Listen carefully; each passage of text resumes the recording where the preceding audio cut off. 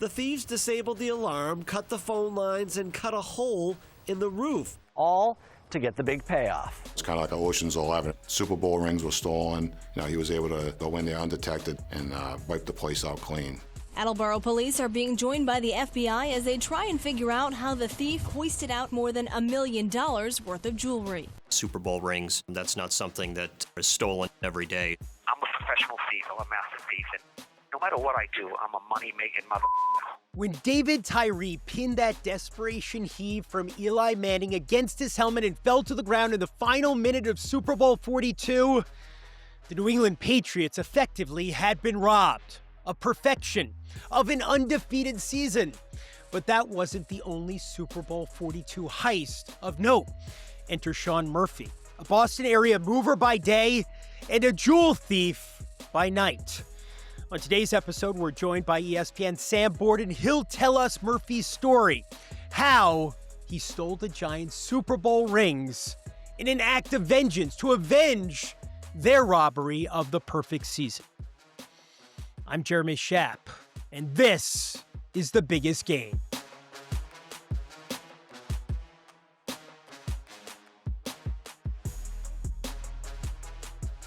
So, Sam, we talk about the Super Bowl here on The Biggest Game, and we talk a lot about the games themselves and the atmosphere around the games, the backstories of the stars of the Super Bowl, going back to Super Bowl I in 1967. This story is a little bit different. You could make the case that it's somewhat more tangential to the Super Bowl, but I would argue, and I'm sure you would as well, that this is fundamentally a Super Bowl story. Yeah, I mean, Jeremy, what do we play Super Bowls for if not for the ring? And this is a story about rings, right? Rings won, rings lost, rings stolen, rings recovered. I mean, look, yes, as football stories, Super Bowl stories go, it doesn't have a ton to do with the game itself, but when you think about Super Bowls, I think for a lot of people, you think about those rings, and this is one of the craziest stories that I've been a part of, and it's all about the rings. Yeah, and I'm not sure really where the ring became the signifier, right? Instead of people saying, oh, he's got this many championships, or he's got this many titles, or Vince Lombardi trophies, or whatever, it's rings. At some point, it became rings, and there have been great Super Bowl ring stories. I think, didn't Vladimir Putin steal Robert Kraft's one of his rings? Yes. I kind of remember that one. But this is, this is a different kind of Super Bowl ring story. So let's start with Sean Murphy, who did not play in the NFL or coach in the NFL. No. Yeah, Sean Murphy, a really interesting character. I mean, this is a guy through and through New Englander. His day job is that he works in a moving company, but his real job was as a thief. Now, just because he's a thief doesn't mean that he's not like most other people who live in the Boston area. Huge Patriots fan, Jeremy. Like, this is a big-time Patriots fan, going back to, like, Sam Bam Cunningham, the sort of, like... Randall's older brother? Yeah, the struggling days of the Patriots way before, the Brady-era Super Bowls. And, he is a diehard Patriots fan, and so when we're talking about, the mostly undefeated season leading up to Super Bowl XLII, he's like anybody else. He's locked in on the Patriots. He's watching all the games. He's fired about what the team is doing, and he is praying for an undefeated season. The Patriots had a perfect season. They're going into this Super Bowl 18-0. The Giants are coming in as the bottom wild card team. They have just been lucky enough to make their way all the way to this Super Bowl, and I'm thinking the Patriots are going to crush these guys. At that point, when they get to the Super Bowl, most people, most fans certainly, but even most neutral observers believe, okay, they're going to finish this off. They're the class of the league by far. So Sean Murphy almost gets tickets to the Super Bowl, but then ends up not getting them. And so on Super Bowl Sunday, he's like everybody else in Boston. He was going to go out to Phoenix. Yes, he was going to go to the game. The New England, Boston winter, but that doesn't happen. Doesn't happen. So he ends up staying home, and he tells me he ends up watching the game that Sunday with his weed dealer, as one does, a guy named Rob, and He's, in this guy's This house. is pre-legalization, by the way. Correct, pre-legalization. We should point out. He did mention that in addition to hanging out with Rob, they ate a whole lot of wings, as one does on Super Bowl Sunday. They're watching the game.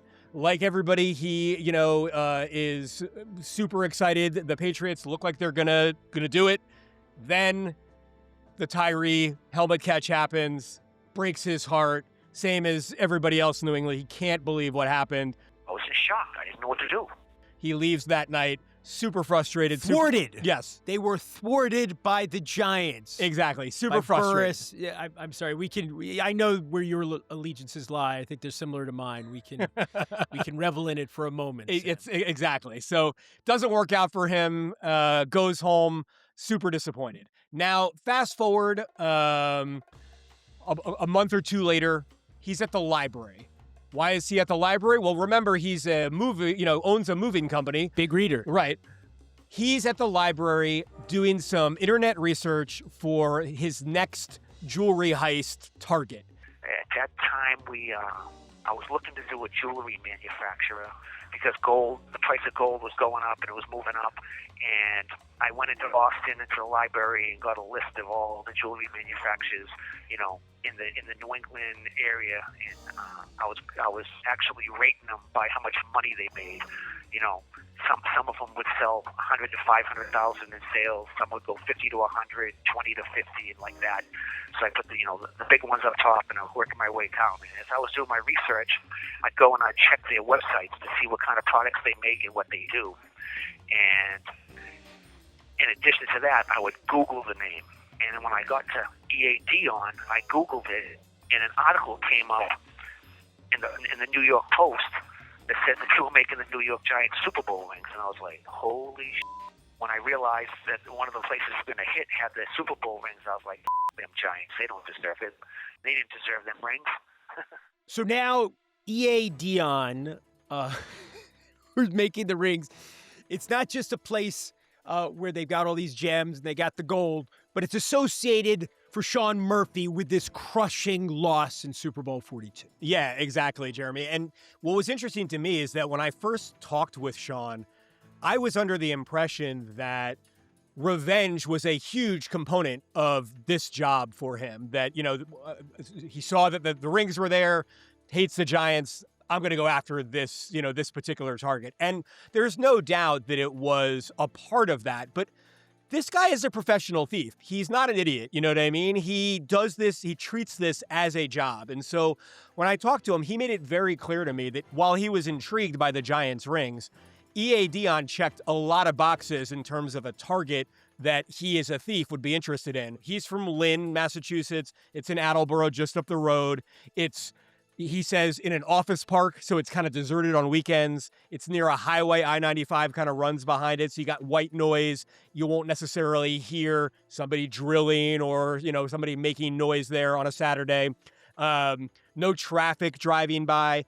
Yes, the rings are a super interesting component for him, but if it didn't check all these other boxes, he wasn't going to do the job. As he's going through the planning, he sees on the news one night the Giants receiving their championship rings. World champs, baby, world champs. I remember watching TV and seeing the ceremony where they got their rings, and we said, oh, missed it by a week. We said, well, it, we might as well do it anyway. He didn't cancel the job. E.A. Dionne still had, in his mind, a couple $1 million worth of jewelry. He's a jewel thief. I'm going to go in there and get that stuff, whether there's rings there or not. And they had already really betrayed their New England roots by making the rings in the first place. Exactly. Yeah, exactly right. So he's too late in his mind to get the rings, but he's decided to go on with the heist. He's put enough work into this. He's been in the library several times, apparently. Yep. He's done his research. He's a professional. Yep. This is not motivated purely by spite. Yep. So what happens? So here's how it goes. We've got Sean Murphy. He's the leader of the crew. He's got a couple of guys that he works with. His sort of top assistant is a guy named Joe Morgan, who was a car salesman, but also... Of course he's named Joe Morgan, former Joe Red Sox Morgan. manager. Exactly. Well, there was the Red Sox manager and, of course, the great second baseman. This is neither of those Joe Morgans, I'm assuming. No, this guy is a car salesman, also from a town just outside of Boston. And on the side is Murphy's top assistant in, thefts. And then they have another guy, David Nasser, who was what they called the peak, like the lookout guy. I read your story, obviously, and I've listened to your previous appearances on this story. And I always, whenever I see that, I'd say to myself, what's wrong with lookout? I mean, I'm no expert, but I've seen all the heist movies. It's always a lookout. They call him the peak guy. The peak. Just to be different? You know what? To be honest, maybe that's... I've interviewed a lot of different people in my career, Jeremy, but I can say with some confidence that Sean Murphy is the only serial burglar that I've interviewed. And so it could just be a Sean Murphy, thing to call him the peak. Right. I don't know if that's a consensus among, I would go look at it. Lifelong burglars. Yeah. Okay. So anyway. You may proceed. Yes. So Joe Morgan he's going to be the guy inside with Sean. Nasser is going to be outside, the lookout, making sure nobody's coming in. So these guys, they've done this before. They have a whole setup. They rent a white box truck from Budget Car Rental. They get suited up at the warehouse before they leave. They've got a phone jammer, a cell phone jammer that Murphy bought overseas and successfully knocks out the cell signal in a given area. We usually wear black coveralls with black ninja masks. On your chest of the flight suits, there's two pockets. In one of them, we put a two-way radio with an earplug that goes up through underneath the mask into our left ear. And in the right pocket, we have a police scanner, which has another earplug that goes up through and goes into the right ear. They have a miner's light on their forehead so they can see what they're doing in the dark. And they have like a little fanny pack around their waist with screwdrivers, any other sort of hand tools they'll need to get the job done. Files, exactly. Things of that nature. Stethoscope, like to listen, I would think. For the safe, a real exactly. thing, the stethoscope, when you're breaking. He didn't mention that, but that's possible. I can't rule it out. I can't, Sam, please. All right, so they get all suited up.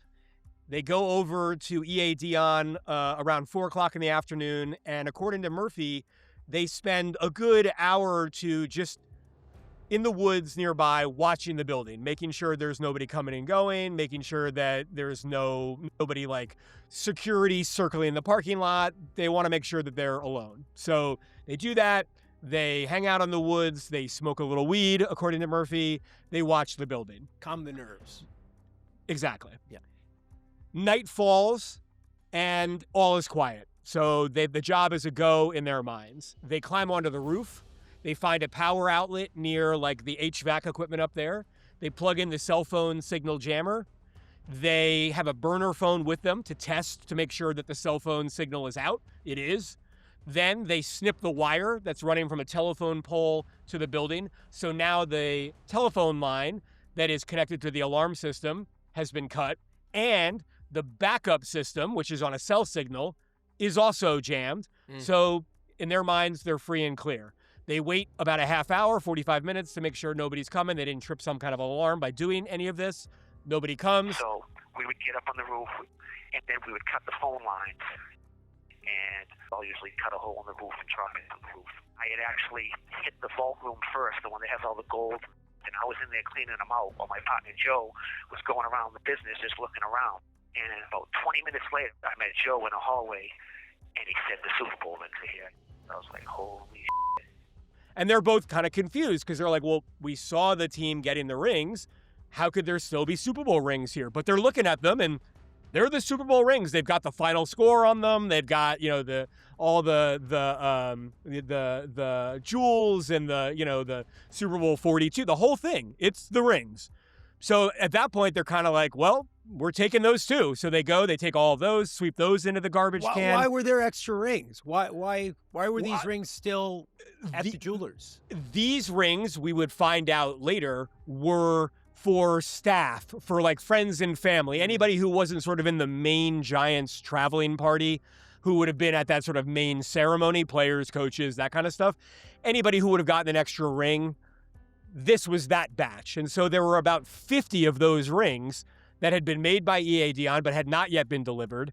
And so at that point, they say, okay, we are going to finish up here. We're going to try to open this safe, but it seems like the safe is too complicated for us to cut open. So we're going to just pick it up and take it with us back to the moving warehouse. How big is this safe? I mean, are we talking about like one of those bank vaults or something? Yes, like it's a huge safe, and it's a great point, Jeremy, and it actually made me laugh when Murphy was telling me about this part of the story, because I said the same thing. I was like, wait, you just picked the safe up? And he said, hey, what's my job? I'm a mover.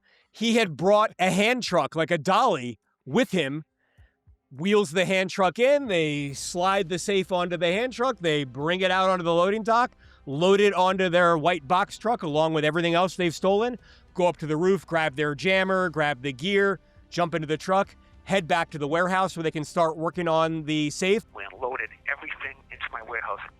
I get 50% of everything that I go and do, so I had probably about 35 or 36 Super Bowl rings just for myself. And he did mention to me, too, it had been a long night, so when they get back to the warehouse, before they started on the safe, they sent somebody out for breakfast because everybody was kind of hungry. You got to eat. You can't crack a safe on an empty stomach. Everybody knows, even I gotta know eat. that. Exactly. So are they happy with this haul? Do they think this was a success?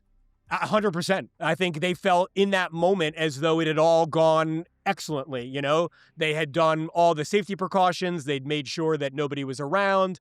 They felt like they had done a clean job getting in and getting out of the building. They had the safe. They had the vault. They were going to go through that. They looked at the haul, like I said, about $2 million. They were pretty pleased. Look, Jeremy, even Nasser at 10% on a $2 million job, that's not bad. So Sean is this experienced, self-described master thief, right? Yep. But he's also operating in his own backyard. Yep. And he's so well known for this kind of stuff that when the authorities check out the scene, pretty much the first thing that crosses their mind is, oh, this was Sean Murphy, right? Police say the place was hit over the weekend, and it looks like it was a professional job. As soon as I heard about EA Dion, the only person that came to mind that was capable of doing such a break was Sean Murphy. Sean Murphy was known to law enforcement as responsible for doing high-end commercial breaks where large sums of money were stolen. There was a guy, Detective Al Zanni, who worked for the state police, and he had been sort of tracking not only Murphy, but a number of crews that were from Lynn, Massachusetts, where Murphy is from. Zanni knew that there were several groups in Lynn. He called them the Lynn Breakers, like guys who would break into places. And he had been tracking them for a number of years at that point, trying to link them to... come up with a better name than the Lynn Breakers, right? That's not colorful. This is barely descriptive. I tried not to be critical of his technique, just accept the artist for what he is. I love this, Sam. I love this story. But anyway, to your point, Jeremy, Zanni, 100%, he said as soon as he heard about the hole in the roof, the cell phone jammer, the sort of higher technological elements of the job, in his mind, the first person who came to mind was Sean Murphy. And so at that point, they are trying to figure out, okay, can we take any of the evidence that we have found, and can we connect it to Murphy in any way? And while we're doing that, can we talk to people who are in his world and see if there's a way to connect him to this particular crime? Sean Murphy had a pretty toxic relationship with a number of women. He literally would rank them openly. Oh, you're my top girl. You're my number 2. You're my number 3.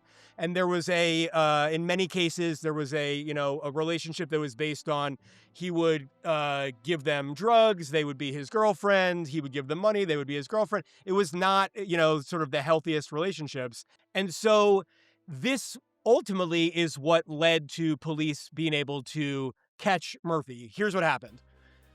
In October of 2008, several months after the break-in, there is a domestic dispute between Murphy and a woman named Ricky Lee Brown at an apartment in just outside of Boston. Local police go They're called. They go. They take statements from Murphy, from Ricky Lee Brown, and from another woman who is there named Jordan Hartman. She's listed as a witness. They make her police report and they leave. Because at that point, these local police officers don't know that Murphy is connected in any way to anything else. But Al Zanni, the state police, and Jason Costello, the FBI agent, they've been tracking everything that they can that has to do with Murphy. So they see this police report come over, the wire, and they see that Ricky Lee Brown and Jordan Hartman are listed as witnesses in this incident. We brought her over to court. We got her arraigned. She got released, and we interviewed her downstairs in the courthouse. And she just gave us everything we needed. So they bring her in, and they're expecting that she's going to stonewall them like all the other women and associates that Murphy have. But as it turns out, it's the exact opposite. Hartman, she's not interested in protecting him. Not at all. She's very mad at him. She says that not only did he come in after the EA on job and dump out a giant bag of jewels on the bed and show it to her and to Ricky Lee Brown and some of the other girls, but at that time, Jordan Hartman and Murphy were fighting, so she wasn't the top girl anymore. So Ricky Lee Brown, who was the top girl, Murphy gave her a Super Bowl ring, one of the giant Super Bowl rings. Ricky Lee pointed at the Super Bowl rings and said, "What about one of them?" I said, yeah, what the So I gave her one of the Super Bowl rings. And gave Hartman, who was the number 3 girl, like a really cheap, she said it was it was like a knockoff ring that had like a Radio Shack logo on it. She was disgusted by it, and she felt offended. She wasn't too happy with him. At one point, we brought her to a grand jury. This was after his arrest, and we were going to indict him down to Bristol County. She looked at me and she said, "Is Sean going to know that I've testified against him?" I said, "Well, yeah." And her response was, "Good. I want him to know that it's me who did him." She didn't know much, but she knew enough. So now it seems they have, I would say, enough evidence at this point to probably make an arrest. Yes. Is that right? I mean, I'm no expert. Nor am I. So Zanni tells me that they took a little bit of more time to sort of, get all the paperwork together, get statements, get a search warrant. In January, so now we're 6 months plus past the burglary, a couple dozen law enforcement agents from local police, FBI, the task force, they have an affidavit, they have a search warrant, they have the ability to go into the moving warehouse and Murphy's home. So it's about 6 a.m. They break into the warehouse. They find all types of things. I mean, they find the cell phone jammer. They find notes on a notepad with jewelry companies, EA Dion with a circle around it and notes in the margins about why it's a good target and, where the telephone poles are, all that kind of stuff. At the same time, a group of agents bust into Murphy's house. Well, I think he was in bed, but I do remember the heat was off in the house. There was Sean, his then girlfriend, I believe his brother. So it was definitely an interesting and somewhat chaotic scene when they went in. They came in my house and they raided me, and then they caught me with a couple fake IDs and a little bit of jewelry here and there, nothing major. Sean eventually was booked in on the charges for breaking into EA Dion. They arrest him in his underwear. They seize jewelry. They find keys to a safe deposit box. They find a black purse, and inside that black purse is a giant Super Bowl ring.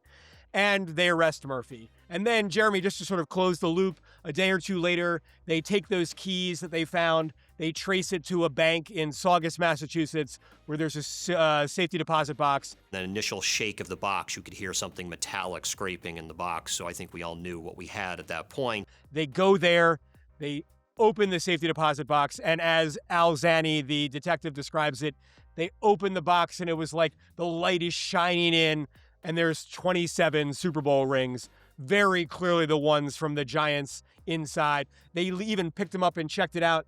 NYG 17, NE 14 emblazoned on the inside. The only thing missing was the background music. The light came down. It was like they were glowing. It was just fantastic to see those rings. Does history happen to record Sean Murphy's reaction when they take him in his underwear? Yeah, he was determined, or he was convinced that they were not going to be able to actually connect him to any of this, that it was all going to fall apart. It was all circumstantial. He, I think at the time, did not realize how many people had turned on him. In the end, it was not only Jordan Hartman, but also your guy, Jeremy, the peak man, Dave Nasser, also flipped, also gave him up, and talked to the authorities not only about the Nasser's a rat? Nasser's a rat. He was the rat in the case. Not only did he talk to the police about the job that they had done at EA Dion, but also a previous job they had done in Ohio where they tried to break into a Brinks warehouse. A Brinks job. Literally a Brinks job. A Brinks job, yep. So he had been given up by several people close to him, and the physical evidence definitely made it a little bit more of an open and shut case than I think Murphy imagined in that moment. Based on everything you've told us, Sam, and it's an extraordinary story that you've written. There was a digital presentation. Yeah. There was an SC featured story about it. But I think he's wrong. If David Tyree doesn't make that catch with, 75 seconds remaining, and the Giants don't come back and win with the Burris touchdown 40 seconds later, 50 seconds later, 40 seconds later, I think it was, then there is no ring. There is no Giants ring, right? Presumably still sitting in that warehouse, which drew his attention. And then, he ends up giving the ring to Ricky Lee, right? Which is what infuriated Jordan. Yep. So I think there's a direct connection between the helmet catch. I think there's no question that there's a connection to the story in that way. But I think ultimately, if you ask Sean Murphy, hey, would you still have been in prison? Would you still have spent the last decade plus job in jail? I think I know he would say yes. If it wasn't that one, it was going to be another one. I know what the consequences are. You know how I view this? I view it as an occupational hazard. Because I think that ultimately he was going to do these jobs until he got caught, Super Bowl or otherwise. In terms of unique characters that I was able to talk with and learn from and learn about, Sean Murphy is right near the top of the list as somebody who is both so focused on what he believes to be his calling in life and so locked in on how something, in this case, a Super Bowl ring that his rivals won and took away from the team that he loves, how much of an opportunity it was for him to sort of merge those two things together, right? Like, if you're a jewel thief, you wouldn't necessarily think that your love of your football team would ever cross over with that occupation, but in this particular circumstance, it sure did. We don't think that EA Dion is making the Seahawks rings right now, do we? Because they just beat the Patriots. That would seem to present an attractive target. I have no knowledge that EA Dion is in the Super Bowl ring game anymore. Sam, thank you. Thank you for sharing this tale. Thanks very much, Jeremy. Thank you for watching. Thank you for listening. Join us again next week for another edition of The Biggest Game as we barrel towards ESPN's first ever Super Bowl, Super Bowl XLI, Valentine's Day 2027.